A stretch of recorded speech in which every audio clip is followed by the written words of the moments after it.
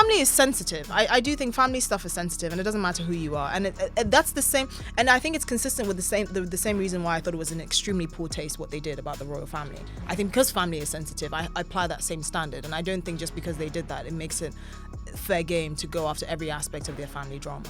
This current government makes it easy for the Tories to seem competent. But then all the Labour Party has to say is, you had 14 years. And then we just remember, oh yes, this was the lot that got us into the situation that made the country feel so desperate that they needed to hand Keir Starmer like a whopping majority. If you find them, you beat them shiggy. And then you take them to a warehouse. And this is where they happen to end up. And the Met just finds them. Phone in hand, taped to their hand, since you want to be a thief. Hello and welcome to the Daily Expresso. I'm JJ and today I'm joined by a very, very special guest. It is the astoundingly fantastic Esther Krakue. Esther, welcome back. Thank you. This is episode number 78. Are you going to tell me how many I've missed? Well, you've missed 76 episodes. So, yeah. Thanks for turning up. It's Christmas. It's the season of no shade. Speaking of Christmas, what are you doing for Christmas Day? Well, I'm going to cook, but I need to figure out what my menu is going to be. Okay. I mean, it's Christmas, so turkey, obviously. Duck. Duck l'orange. No, that's French. Come on, we don't. Why would we cook French food? Sorry. Well, it's a duck. I mean, that's a lame. No, I make excellent duck. Really. I don't care if you make excellent. But I made you jollof before. You know my food's papping. Yeah, you made jollof, but that's also not English. That's Nigerian. You make jollof for Christmas Day. You know what? Let's. There are witnesses in this room. Listen, Let's keep Christmas British, mate. That's what I say. Yeah. No jollof. That's what they'll be eating in Nazareth. They'll be eating turkey and roast potatoes. And exactly, Nazareth, England. Let's get the show started. Right, it's Friday, which means it's time for you to espresso yourselves. See what we did there? Espresso. The inbox hasn't stopped pinging. We've heard from viewers and listeners everywhere. So let's have a look to see what you've been saying over the last few days.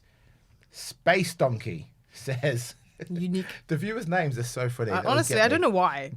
Space Donkey says, where is JJ? Heart emoji. Aww. I was away for a few days. Yeah. So you know, he has a life too. Okay, Space Donkey. I needed a break. Don't be an arse. But I'm back. Oh, good. Don't be an arse. Good, very good. Lynn Strawford says, JJ, it's good to have you back. Thanks, Lynn. Feels good to be back. Nigel Reed says, sorry guys, but if you're not from Yorkshire, please try a slice of cheddar with your Christmas cake. You will be amazed how well they complement each other, unlike JJ and Carol. So let me explain to you. Carol Malone, our distinguished columnist for the Express, she was saying to me earlier this week that she has Christmas cake with a bit of cheddar cheese. And I said... What kind? Like a bundt cake? What kind of Christmas cake? You know, with raisins. Like the pudding. Okay, yeah. Yeah, but the cake version, not the pudding. Yeah. Okay, yeah. Why are you making this so complicated for? I'm just saying, Christmas listen, cake, man. You're speaking to a chef. Good grief. So she says up north in Yorkshire, especially, they eat it with cheddar, and I said that you're disgusting. The war's over. This is unnecessary. But Nigel Reed's saying that this is how you do it, and you should. I don't know. Yeah, you know how I don't run unless someone's chasing me. I don't do that unless there's some sort of abject poverty going around. Wait.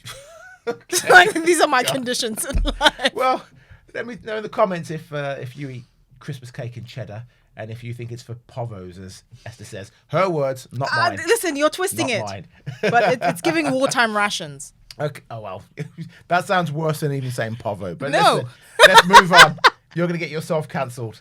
Now, we kicked off the week with political editor Martin Brown speaking to Shadow Home Secretary Chris Philp in what was a fascinating interview.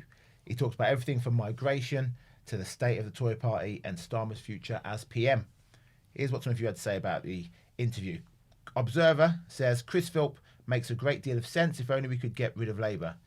Patrick Carty says Chris Phillips, he spelled his name wrong, Phillips he said. Who would call Chris Philp Chris Phillips? Only an amateur. Patrick Carty says Chris Phillips, passion tells me more than anything anybody else has said. Tories needed change. It's happening. Well done, Kemi. DDFF says Mr. Philp has been an MP for some time. Why didn't he stand up and speak against all the immigration when the Tories were in power? Exactly right. And Marilyn Flowers says Tories are just copying reform. Thoughts, Esther? Well, I think if if Chris Philp develops like a fandom, you have to remember you have to take the whole Tory party with him. He's not like an independent. He's coming with the whole rotten machine that we've had to deal with for 14 years. And it's the same thing for Kemi. I mean, this current government makes it easy for the Tories to seem competent.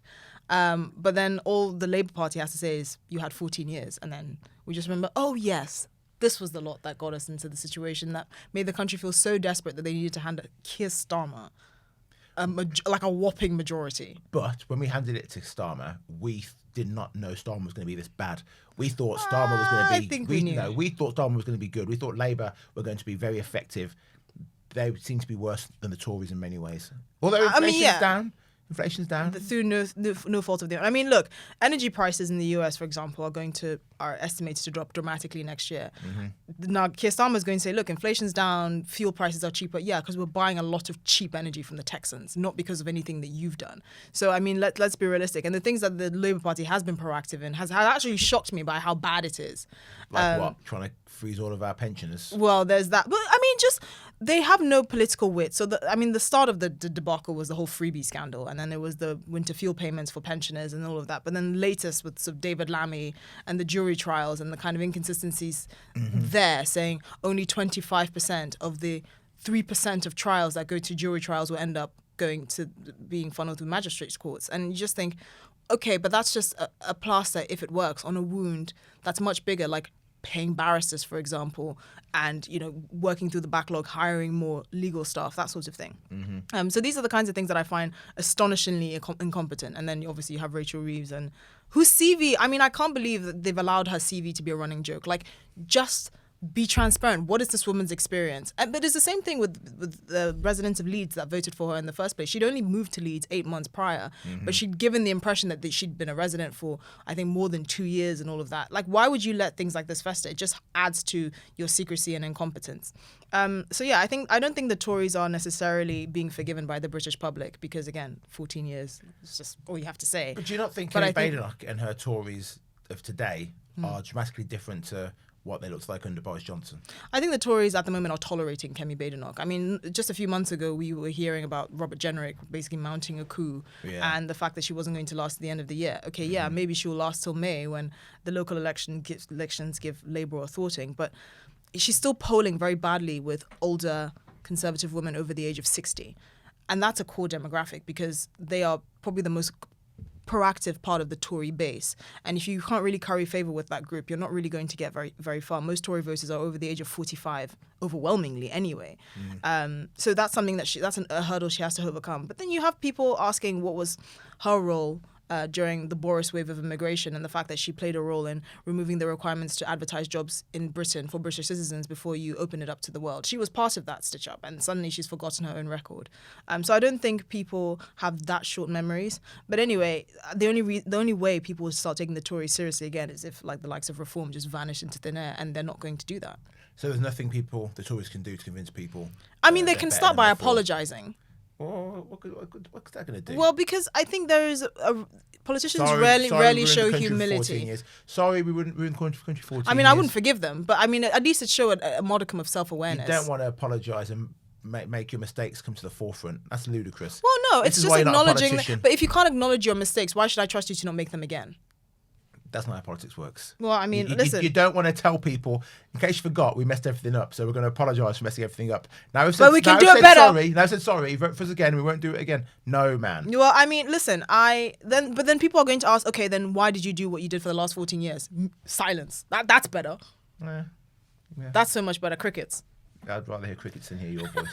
Let's move on. You love me, JJ, and my jollof, my Ghanaian jollof. One story that has had a lot of you talking is Her Majesty Meghan Markle and her dad's recent hospital stay. The Sussexes are yet to visit Thomas in the Philippines after he had his lower leg amputated. Ouch. Oh, was it that bad? Yeah, I didn't know he was amputated. He's in bad shape. He's an older man who's just become an amputee. That's so difficult. The physio must be. And he's not light on his feet. He's gonna have to. He's a heavy man. Yeah, he's heavy set and has got. So all of that weight is now on one leg. He'll be on crutches or in a wheelchair for the rest of his life. I presume. I'm not a doctor. Let me stress that. But here's what the viewers have been saying. Bodmin Camel says Markle sounds like a pure psychopath. John, UK citizen, says not interested in the Markle stuff. We do not know what has happened in the family. Fair point, Johnny Yeah. boy. Sylvia of Scotland says the royal family will keep both Harry and Meghan at an arm's length forevermore. Neither are safe people to be around and will do damage if given a chance. And finally, UK Tink says Smarkle and Howie will never be trusted or return to the royal family. Also, with a bit of luck, never return to the UK. Meow. I know. That's a lot of investment for people that don't know who you are. So Meghan Markle's dad, very sick. He's in yeah. the Philippines. Lower part of his leg amputated. But the Markles, I call them Markles, Sussexes haven't flown in to. Well, I to mean, say- look, I thought it was tacky when Harry and Meghan went on Oprah to basically air their dirty laundry about their family, because I'm like, regardless of the drama in the royal family, and they're the royal family, of course they have drama. I think it's in extremely poor taste to do that. I wouldn't expect an average person to do that. I would still think if it was tacky, if it was John from down the road. And so I hold that standard to everyone. That being said, I don't really know, and no one knows the nature of Meghan's relationship with her father. And I think it's unfair to judge how they treat each other if it's out of the public eye. I think once it's in the public eye, that's fair game because you put it out there. And I think it's fair that the royal family will always keep them at arm's length, because once you betray that level of trust and you're still banking on the book that you wrote about them, I think it's fair to say, actually, you've crossed the line. There's no going back. Maybe we can be friends and stuff like that, but I'm going to make sure everything I send you is above board and my lawyers are having a look at it. But yeah, I don't feel comfortable talking about Meghan Markle's father, because I imagine it's going to be a very difficult journey for him, being an older man, being heavy as he is, going through such a significant life change. The physio alone, I can't imagine that form of rehabilitation to probably go on a prosthetic limb, if that's even an option. I assume that Meghan must feel something, because I don't think she's heartless. I mean, even I don't know this man, and I still feel sorry for him, but I don't think it's appropriate for the public to transpose their negative feelings about Meghan Markle, as justified as they feel they may be, onto her relationship with her father, which, as far as I'm concerned, she's kept out of the spotlight basically since she became Mrs. Sussex. That's a surprisingly mature take Well, for yeah, you, I mean, Esther. I think family is sensitive. I do think family stuff is sensitive, and it doesn't matter who you are. And that's the same.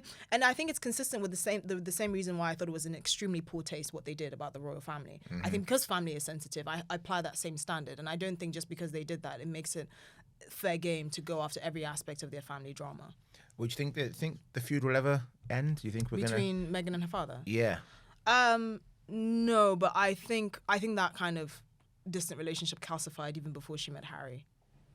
She doesn't really speak to her half siblings. Her sister Samantha tried suing her. I mean, look, Samantha. I don't want to call Samantha crazy, but Samantha is wild. The stuff she's said over the past few years, I wouldn't want to speak to. Exactly. I'm like, that I don't person really either. blame Meghan. I don't think that's. Same goes for Tom, the little brother. Yeah, exactly. So I just, I think it's fair. I think it's appropriate to apply the same standard, which is families should be off limits. So we can't talk about anyone's families ever. Are we talking about the Beckhams? Or? We can't talk about the Beckhams. We can talk about the Beckhams. We can't No, talk but about the see, Royals. here's the thing: they put it out there.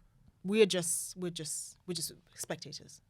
Well, I mean, as you said, Meghan and Harry went on TV and put it out there. About the royal family, not about Thomas Markle. Also, you can pick and choose which family members you'll talk about. No, well, family's if you family, haven't, mate. but what are we talking about? We're just talking about his health issues. She hasn't said anything about him. He hasn't said anything about her. So there's nothing to talk about. But when they put it out there, call me back. You know my number. Right, it's time for our weekly roast. It's been another mad week of news at home and around the world. And I know Esther would have spotted something that's got you seething. So I think you want to talk about phone snatching? Yeah, you know what? So I don't know if you remember, there was like a directive, I think it was in Paris, going around telling American tourists to stop beating up pickpocketers.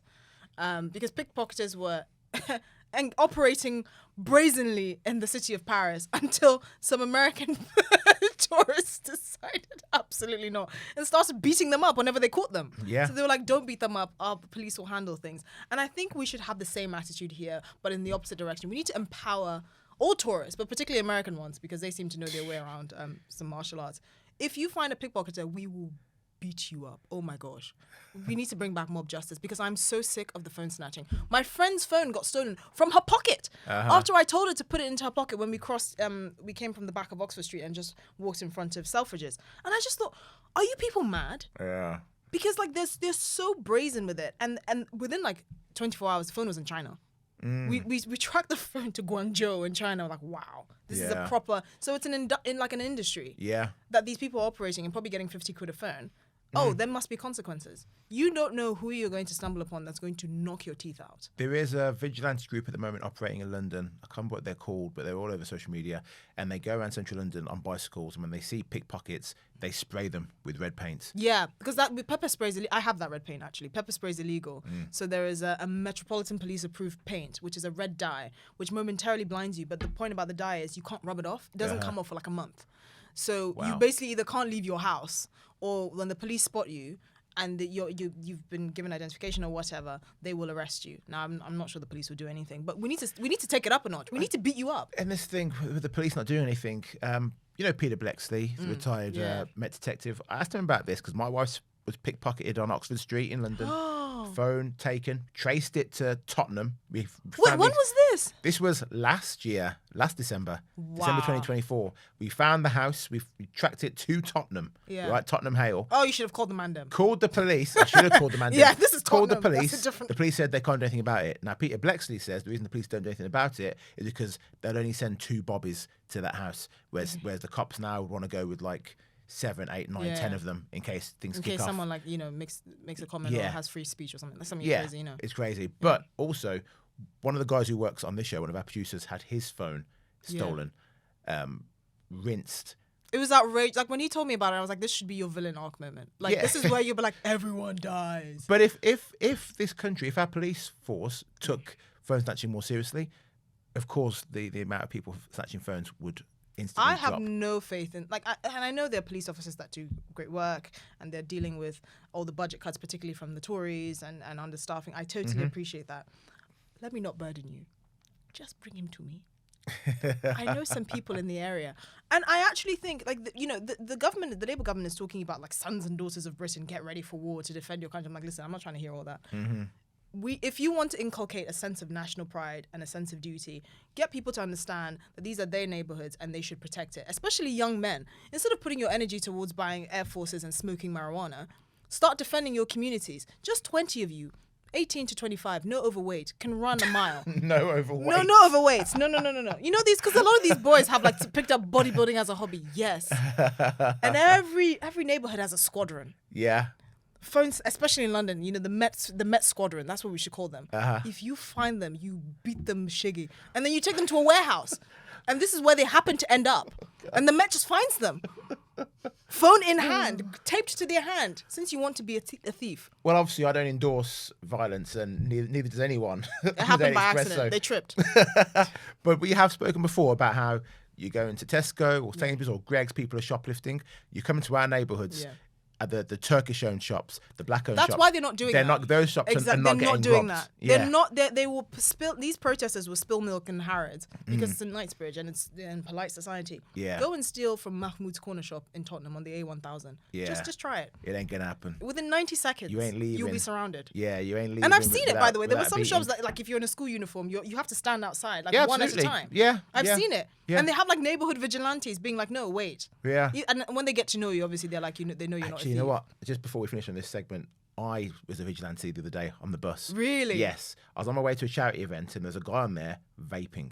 It was a man. It wasn't a teenager. Yeah. This was a man On a bus. vaping on the bus. I saw the puff of smoke. I was like, Why is this? Can't he just wait? And he did another one. I said to my wife, if he does a third one, I'm going to say something. And she was like, listen, that's trying to calm me down. He did a third. She knows you. She knows. So I went over and I went, oi, if you want to vape, get off the effing bus and walk. And then other people around were like, is he vaping? And everyone started shaming him. And I was like, this is what we need. We need Everyone shame. to shame. We need to bring back shame. Public shame. Exactly. And they're like, where do you live? Who's your father? Tell me. He's probably fatherless. No, probably but like, we will find him. Fatherless behaviour. We will shame you back to your village, wherever it is. I really believe in that. Yeah, good. All right. Well, that's that sorted then. Yeah. We're going to get a squadron of males to but patrol. But there are people that are like, Christos saw a young girl jumping the barriers. He pulled her by her hoodie and dragged her back and dragged her to the ticket warden. And he was just like, what are you doing?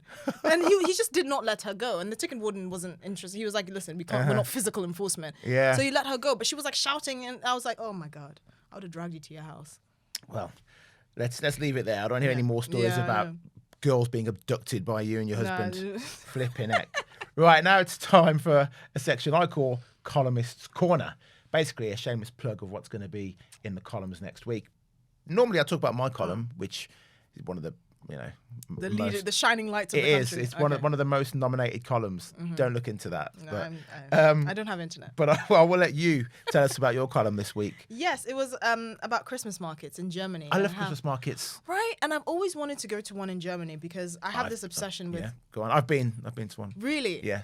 Because I hear they're always fantastic. They are. But now they've just been the amount of security, which you can understand from years of terrorist attacks or threats after the 2016 one in Berlin and then last year in Magdeburg. They're now sort of... And don't forget in France as well. We had the one in south of France a few years back. Exactly. So now you have all these cities investing thousands or sometimes millions of euros. In Dresden, for example, they invested 3 million euros into all these sorts of security checkpoints and barricades. Now that some of the the bollards are in the shape of Christmas trees and painted green, and I'm like, okay, but this is anti-terror infrastructure.